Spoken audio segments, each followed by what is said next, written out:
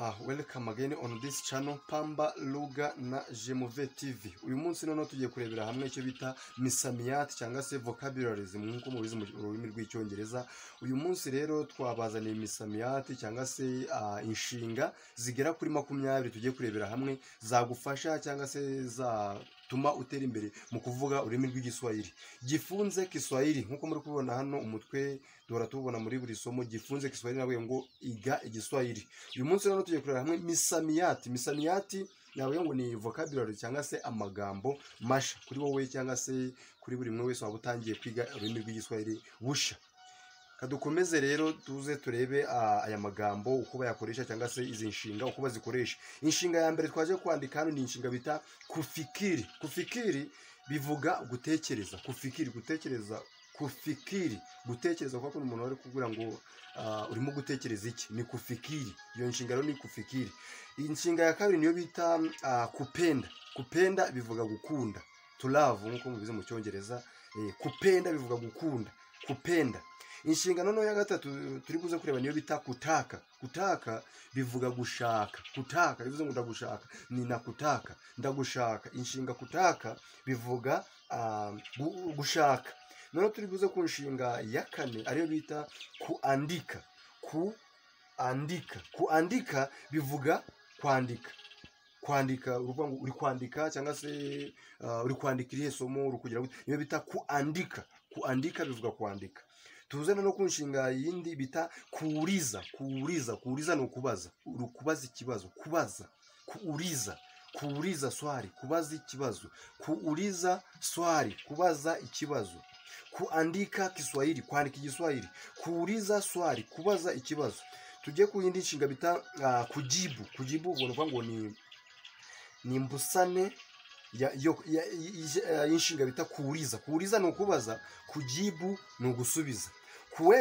Kuweza none no gushobora. Gushobora. Gushobora gukora ikintu cyangwa se gushobora kuvuga ikintu runaka. Uvuze ngo kuweza kujua cyangwa se kuweza gushobora kuandika. Gushobora kuandika. Kuweza kuandika. Gushobora kuandika. Kuweza kuuriza. Gushobora kubaza. Kuweza kujibu. Gushobora gusubiza. None reka tuze indi nshinga niyo bita kusikia. Kusikia bivuga kumva. Kumva. Urukumva iki? Kusikia. Kusikia kumva. Ubu ngubu ndi kwigisha wowe urimo kumva. Unasikia. Unasikia mimi ninafundisha Kiswahili. Urukumva nje ndi kwigisha iki igiswahili. Kusikia. Kusikia. None indi nshinga niyo bita kuenda. Kuenda bivuga kugenda. Kugenda. Unaenda wapi? Ugiye he? Kugenda niyo bita kuenda. Kuenda bivuga kugenda. None turi buze ku nshinga ya 10 ariyo bita kutazama. Kutazama ni inshinga ivuga kwitegereza. Ni inshinga ivuga kwitegereza. Kutazama. Kutazama kwitegereza. Unatazama hapa. Uri kureba hano. Unatazama hapa. Uri kureba hangaha. Unatazama hapa. Indi nshinga niyo bita kula. Kula. Kula bivuga kurya. Inshinga ivuga kurya mu Giswahili niyo bita kula. Kula. Iyo ubwiye umuntu ngo kula ubwiye umuntu ngo irya. None akazi indi nshinga bita kunwa. Kunwa bivuga kunwa. Kunwa. Kunwa ushobora kuba uri kunywa inzoga cyangwa se uri kunywa amazi. Mimi ninakunywa maji. Njewe ndi kunywa amazi. Mimi ninakunywa pombe. Njewe ndi kunywa iki inzoga. None indi nshinga niyo twite kujya. Kujya ni ukuza uvuye nk'ahantu kuza. Uvuze ngo ninakuja nyumbani ndi kuza mu rugo. Ninakuja nyumbani ndi kuza mu rugo. Inshinga rero bita kujya bivuga kuza. None inshinga kutoka bivuga kuva. Kuva ahantu ugiye nk'ahandi runaka. Ngo ninatoka mjini. Mvuye mu mujyi. Ninatoka nyumbani. Mvuye mu rugo. None indi nshinga niyo bita kucheza. Kucheza bivuga gukina. Cyangwa se gukina bivuga gukina. Bivuga ngo mimi ninacheza mpira nje ndi gukina umupira. Mimi ninacheza video nje ndi gukina video. Nibindi ushobora kuvuga gukina niyo bita kucheza. None akazi iyo bita kukimbia. Kukimbia bivuga kwiruka. Kukimbia. Kukimbia. Kwiruka. Kimbia iruka. Kimbia iruka. None uvuze ngo kulala. Kulala bivuga kuryama. To sleep. Kuryama. Uvuze ngo lala ryama. Ninalala ndaryamye. Kulala bivuga kuryama. None nishinga niyo bita kusimama. Kusimama ni uguhaguruka. guhaguruka cyangwa se guhagarara.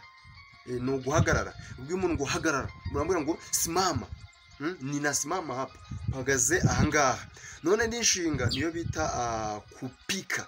Kupika bivuga guteka.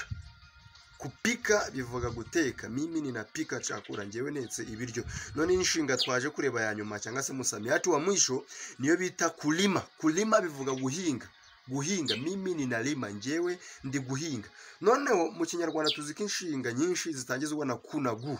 No mu Giswahili inshinga zose zitangizwa na ku. Inshinga zose mu Giswahili zitangizwa na ku. Iyo ukuyeho ku, iyo uje ugakuraho ku, ukayivuga udakuye iyi ku inshinga ukayivuga idahari ku, ubutegetse umuntu umwe. Urugero navuze ngo fikiri, ubwo mvuze ngo iki? Ngo tekereza. Navuze ngo penda, navuze ngo kunda. Kutaka niba no gushaka, navuga ngo taka, shaka. Niba ari kuandika tukaza gukora iyi ku, tukazana andika, uzavuze ngo andika, andika. Tuzaba dutegetse umuntu umwe. Niba ari kuuriza, ubwo umuntu ngo uriza, uriza swali, baza ikibazo. Swali bivuga ikibazo. Ubwo umuntu ngo baza ikibazo, uvuga ngo uriza swali, baza ikibazo. Jibu, subiza. Ukuye inshinga ku, ukureho iyi ku nshinga, none usigaranye jibu, utegetse umuntu ngo subiza. No mu Kinyarwanda rero tuvuze ngo kwandika, iyo ukuyeho ku bivuga ngo andika. Gusoma bituvuga ugakora ukavuga ngo soma. Mu Giswahili naho nuko nguko.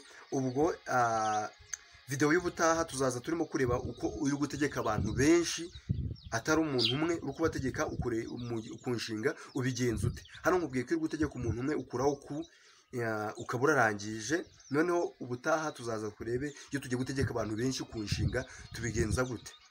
Thank you.